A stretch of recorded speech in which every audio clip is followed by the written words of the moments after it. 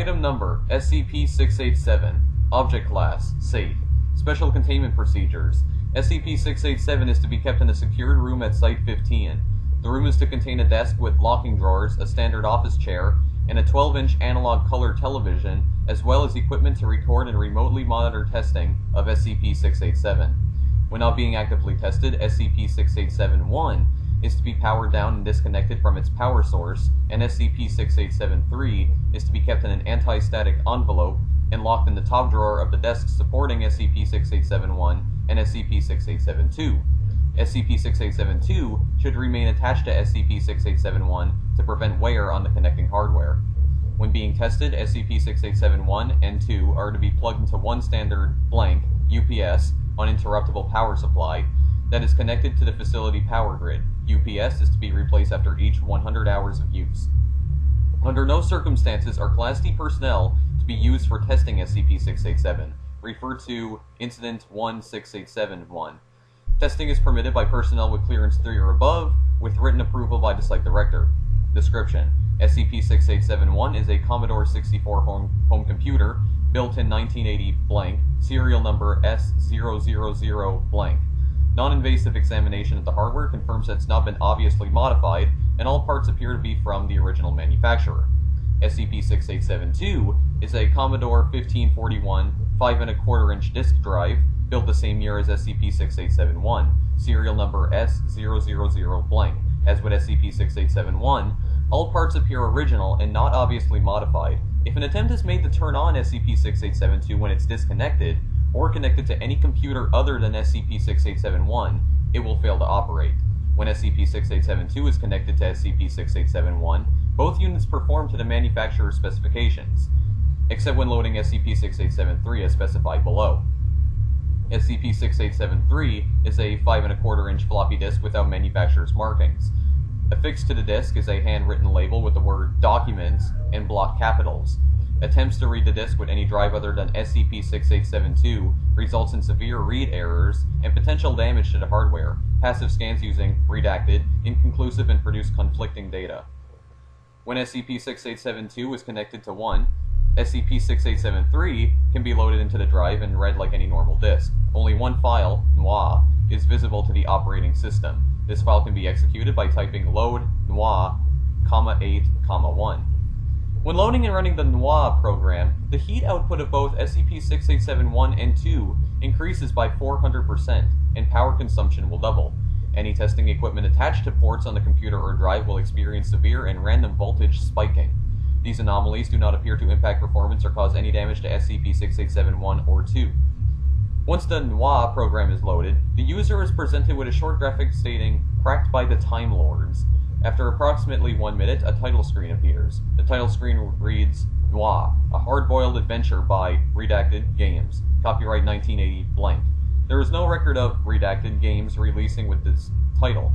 Pressing the spacebar will launch the game. NOIR appears to be a text-based adventure game similar to many other games released about the same time. However, the parser appears able to comprehend any intelligible English command, even with some words misspelled. In addition, there seems to be no functional limit to the game's territory, and it'll respond to queries about its environment in detail beyond what should be possible given the data storage limitations of the hardware running the game. The setting of the game will also change based on who is playing. A new player will be placed in a new random environment. A returning player will be placed at whatever point that player ceased playing last. All initial environments so far presented by the game have been within urban areas within the United States between the years 1923 and 1942. By using commands Look at Self and Inventory, it has been confirmed that a player's in-game avatar matches the appearance and dress the player had when starting the game. The player's in-game avatar will also possess whatever objects or equipment the player had on their person when starting the game. The game is freeform and gives no obvious clues about how to win. However, it does keep a score that prints after every action. The score can go up or down with no indication of an upper or lower bound. High and low scores to date are blank and minus blank. If a player dies in-game, the score is set at 0, and any future command typed in by that player during any future game session will receive the response, "You cannot do that, you are dead." No abnormal effects are detectable on a player during gameplay. However, after a game session, the next time the player enters a REM sleep state, they will have an unnaturally vivid dream where they experience the events that occurred during the game. During the dream, the player's perceptions are indistinguishable from reality. Extreme cases will show physical manifestations of injuries suffered within the dream. Examples include one subject who presented with bleeding of the fingernails after dreaming of unsuccessful attempts to escape the trunk of a car driven into the blank river, another subject who developed severe bruising of the face and strain of the anterior longitudinal ligament after dreaming of being beaten by a hostile police officer, and another subject who presented with partial paralysis after dreaming being a victim of a 1929 gangland execution in the Chicago garage.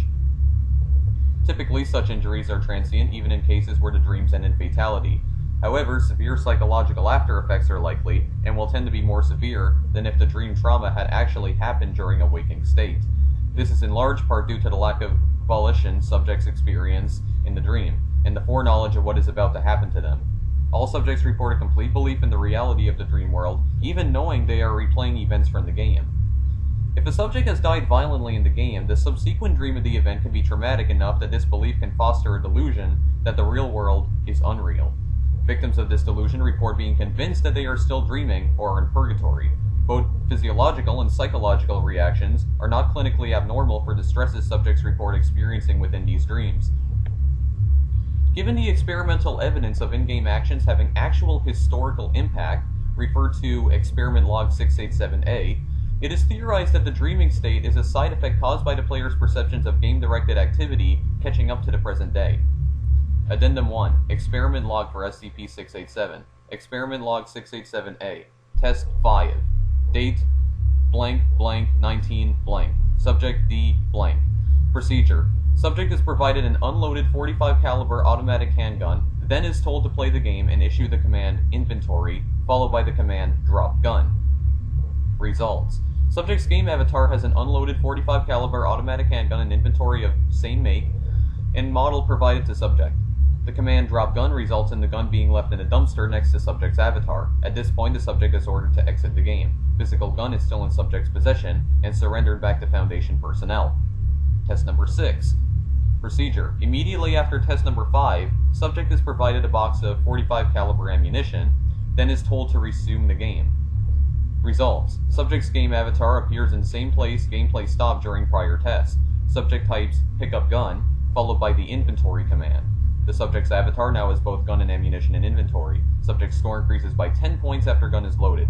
Physical gun is still in possession of Foundation personnel. Test number 7. Procedure. Subject with in-game possession of a loaded firearm is instructed to type command shoot myself. Results. Subject's game avatar shoots itself. Scores reset to 0. All commands entered after this receive the response, "You cannot do that. You are dead." Subject expresses disappointment but suffers no immediate effect. The following morning, subject evidences considerable distress, showing uncontrolled tremors and weeping. When asked about cause of distress, subject responds, "I couldn't stop myself." Test 15. Subject with a game avatar occupying the city of Redacted in 1938 is instructed to place a classified ad in the Redacted Gazette reading, "Dr. Redacted is a loser."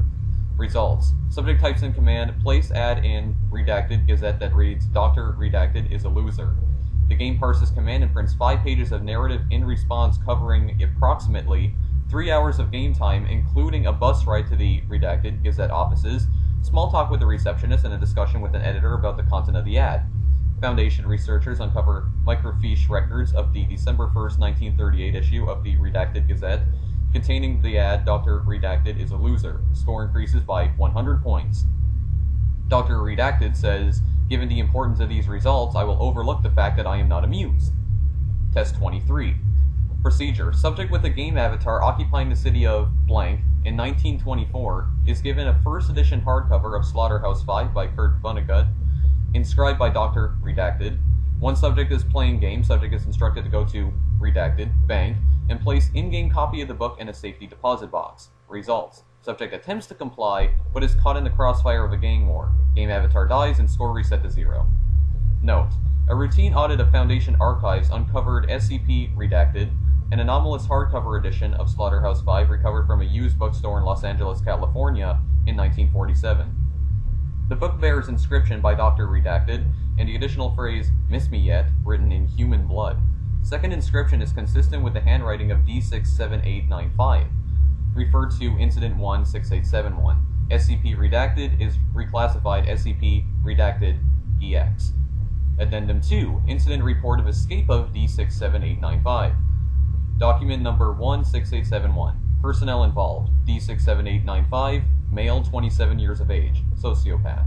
Convicted of the redacted series of killings in redacted. Agents A, redacted, and C, redacted, and Research Assistant Dr. G, redacted. Date, redacted. Location, containment room of SCP-687. Description: for a period of 2 weeks, D67895 had been extremely cooperative with Foundation personnel and had logged 25 hours of gameplay, covering approximately 2 months of in-game time during January and February 1934 in Cleveland, Ohio. D67895 proves highly intelligent and adaptable, using the sophistication of the game's parser to complete very complex tasks with 1 or 2 commands. Permission granted to allow D67895 to read newspapers of the era, as well as retain paper and writing implements to take notes. 3 days before scheduled monthly termination, 67895 is brought in for a routine scheduled session with SCP-687. Halfway into the session, D67895 types the following unauthorized command: do everything written on page 1. Upon entering the command, approximately 150 pages of narrative text are printed on screen. Dr. G, redacted, observing remotely, orders immediate end to the session and initiates containment breach protocols. Agents A, redacted, and C, redacted, in the room with D67895 attempt to restrain the subject and remove him from contact with SCP-687. D67895 laughs, saying, "Too late, boys," when the narrative text completes printing, data expunged. Aside from SCP-X, no trace of Agent A, redacted, Agent C, redacted, or D67895 have been recovered by the Foundation to date. Dr. Redacted says, "Good lord, did no one even think to look at the history of Cleveland in the mid-30s and compare it to D67895's record? Could someone please Google torso?" O5 personnel says, "This might be worse than that. If SCP-687 does rewrite history, it's quite possible that the torso murders, or redacted, for that matter, might not have even existed before the security breach. Do we have any way to know? From this point forward, no Class Ds are allowed near this thing."